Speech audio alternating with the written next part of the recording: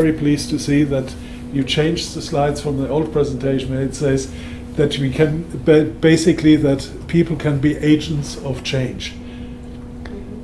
Can you go a little bit deeper and say what change can actually, if I get involved with ICANN, what can I actually change? Or what can I contribute towards? Well, I mean, I think people can bring whatever skills they have, whatever specific skill sets they have to the ICANN policy development process. I mean, you can change the policies that govern the domain name system. So, an example of that was the Who Is policy. There was a minority, albeit minority, opinion that privacy proxy servers should not be able to, you shouldn't be able to use them.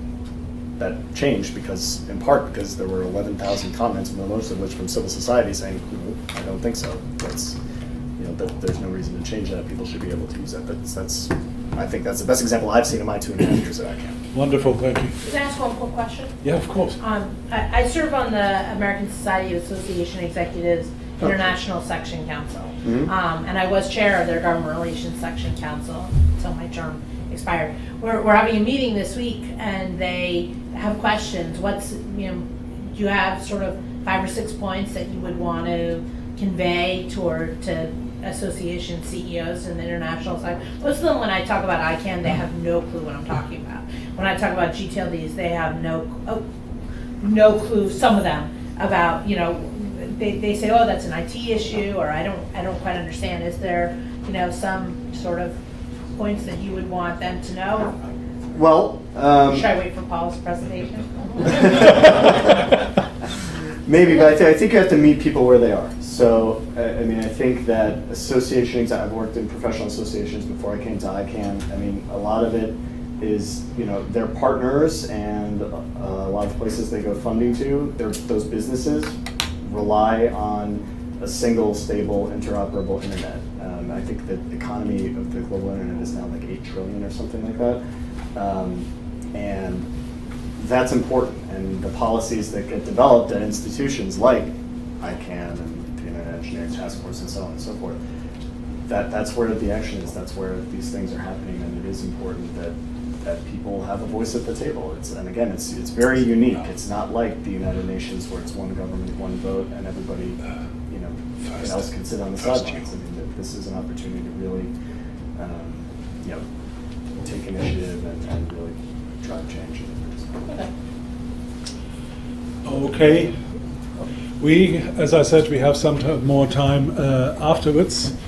So the next presentation comes from an organization I must say was and is very dear to my heart. It's actually where I learned my internet governance trade to a certain extent, the Public Interest Registry, and I'm pleased to say that we have here Paul Diaz, which is the Vice President of Policy, and Tony Connor, the Director of Marketing. So who goes first, or do you go together? I'll go first. Where's the best place to... I think the best place might be here for the camera. It is. Yeah, it is. Yes, yes, just move on. Right. And is it live streaming? It is. So we're I live. have to keep the sense of And I apologize to everybody who's in the live stream. We had some technical problems, and we solved them, and the whole program will be available on various websites, so you can catch up on what you have missed. Thank you, Klaus. What we thought we'd do is not talk about domain names for a little while. In that, NGOs don't have a clue what a GTLD is, they don't have a clue what an SSL certificate is, let alone some of the other things we're talking about. What we wanted to go through is an extract of a presentation that was given at Fundraising Live in the UK a couple of weeks ago, obviously aimed at fundraisers in non-profits and charities. And it was given by Dave Stewart, our VP of Sales and Marketing. And what he tried to do is give a flavour of the tools out there that an NGO or a non-profit can use to actually build trust online. Once they build trust online, the advantages are they can raise more money, they can get more support, and be much more active. Next slide. Public Interest Registry has been running the .org domain for about 13 years, and if you look at our mission to empower through the internet those who dedicate themselves to improving our world, it doesn't actually mention any domain names or .org or anything else we actually do. It really is, together with ISOP, we work to actually bring people online, whether they be non-profit, whether they be cause-related, community-related. And as part of that, we have looked at all our customers over those 13 years. It's not as though we just manage the DNS. We've understood what they're using it for. So if you go to the next slide, one of the things we've actually noticed is that non-profits actually struggle with taking all the good work they're doing offline in terms of doing their causes, making a difference, taking pictures of what they're doing, and then have trouble actually getting it online and spreading it around. So you've got credibility in the bricks and mortar world. You've registered with associations and all that good stuff. You're getting government grants. You're getting my father-in-law's check every month, or every year, I should say. How do you take all that and amplify it and put it into the online space? And by online space, I'm probably talking about the blue layer on your dinner mat, right, as opposed to the orange layer, which is what you were talking about. Next slide. So the internet has changed a lot. Who would have thought 10 years ago we'd be using emojis to actually communicate with people? So WWF, for instance, in terms of connecting with millennials and Gen Z, have actually used pop culture to get them involved in terms of, they haven't actually got a lot of money, but they can share stuff. They can push it out over social channels or blogs, etc., and actually amplify the good that people are doing. So how do you harness that? Well, there's a lot about this internet thing. It's pretty difficult. If you go to the next one, there is, that's fine. You have brand characteristics, and you take your brand, whether it's offline and online. How do you implement those characteristics when you've got a mess of stuff that you have to manage? Different channels that are interdependent. They have to be synchronized. There's no point doing one message on one channel and a different message on another. Well, the opportunity is, on the next slide, thank you, which is to simplify it. So, as an example, in order to get your brand characteristics across online, be open. Don't try and hide stuff. Publicize what you're doing. If you make a mistake, then tell people. If it's going well, then tell people as well. Two-way conversations. A lot of people send emails and don't actually engage in two-way conversations. Over the last 5 years, social media and other things mean you can actually connect with your supporters and share what's going on, the impact you're having, and then what you get planned to do in the future. And that's the opportunity, I think, and there are a number of ways of leveraging that opportunity. An example is publishing online where you are. ICANN does that a lot in the multi-stakeholder model. Telling people what you're doing, being very open, regular reporting. Direct feedback. If somebody sends you a tweet, answer it. Actually communicate with your supporters. Send friendly emails that people can reply to rather than do not reply to this email. Send another email somewhere else. Social media. Roundtables, we can do this sort of thing online now, and that makes a big difference in terms of getting people on your side. And then publish the plan, what you want to do and where you are, and it really starts to build that trust. So what I want to do is look at social media as an example on this. If we go to the next slide. All four of these brands have done it right in the context of their brand. So the up and down axis at the bottom there is a formal tone. At the top it's personal or colloquial or whatever you want to call it. On the left is conversational, trying to get it two-way, and on the right, info share. We're just pumping out information. And each of their brands have actually implemented it correctly in the context of what their brand is and their persona on social media. So if we go to the next one, no hate is bold. It tries to move what it perceives as society's status quo. It advocates certain things, and it's very personal, and it's very conversational, and it's very controversial. It taps into pop culture, uses celebrities, and tries to get momentum online. If you go on to the next slide, you'll see that UK Aid, which is actually a government organisation that promotes NGOs and charities, they are very formal in nature, but they do try and start the conversation. They pump out specific issues and promote charities and organisations that are working around those issues. So Syria as an example on this one. The Red Cross, which is on the next slide, is a very special type of NGO, as lots of people know. It is very much pumping out information on what they're doing. They don't particularly expect you to reply. It's just giving updates on what's happening in the world. And then finally, on the last one, WWF, again, it publishes what they're trying to do, but it's got a network system, so it relies on people amplifying the sort of messages they're putting out, and they try and use both emoji, as I said before, but also try and be a little bit controversial in terms of getting that information across. So that gives you an idea of the sort of things that non-profits have to think about of getting their brand online. Moving to their websites, for instance, they have a number of choices, and I'll go through two ends of the spectrum, shall we say. Moving on to the next one, a web mark, a web seal. There are lots of good organisations out there that spend a lot of time going through how you perform as a non-profit, and when you get through that process you get a lovely little seal. There's also people with Photoshop that can do a seal for you in 5 minutes, and it can be spoofed. And if you're not careful you end up like a NASCAR car. So it is good to promote that you've gone through the process and you've been accepted. However, unfortunately, there's lots of people that have produced the seal and there's no real validation of those seals at all. I searched for 401c3 badge in Google and there were lots of them and they were all different, and I guarantee the IRS does not do a seal for 401c3.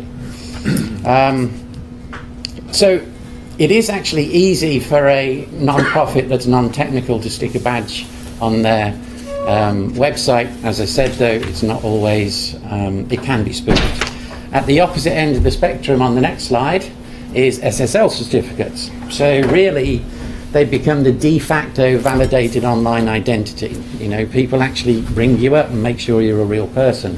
With the EV SSL certificates, they go around your house, they go around to your office. And you can see there's a visual mark that this is validated. Each of the browsers show it differently, which may be an issue, but you can see it's an SSL, it's on the SSL layer. They can't be spoofed. However, again, 90% of non-profits and NGOs have no idea how to implement this on their website. So they're the two extremes in that context. I want to go back to the domain names, and Paul will start to go through what we've worked on in terms of org and some other things. Okay. Thank you, Tony. Hello, everyone. Again, my name is Paul Diaz from PIR. I hope that background helps set the stage, but we are here today to talk about DNS, domain name systems, so I need to bring it back to domain names now. As we've made clear, we're both with Public Interest Registry, the operator of .org. Most everybody knows .org, knows it well. Kind words Klaus shared for us. We've been at it for over 30 years. Org has an enviable brand reputation. It's a trusted brand online, and it's global. We're very fast approaching 11 million names under management. True global footprint, well respected, well known. Next slide.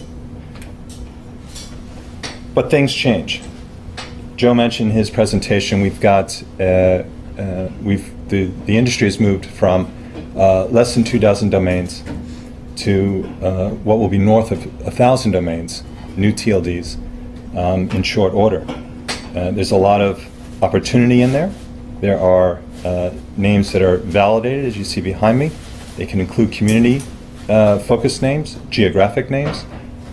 So places like .London, .NYC, .Berlin, etc. There may be residency requirements in order to get one of those, but they have a certain a natural affinity. They help build community, help the members of that particular community get found, get online.